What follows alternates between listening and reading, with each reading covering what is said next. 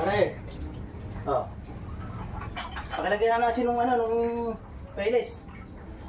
Matabang ba? Parang matabang eh. Dami mo siguro ng tubig.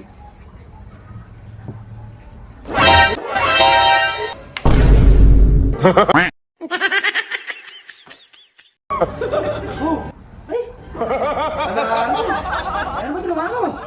Eh, hindi ka kasi, nakabukas pala yan. Naku, paano natin makakain yun eh? Hindi ko alam. Pablay na. Hindi mapakalat na yun yan.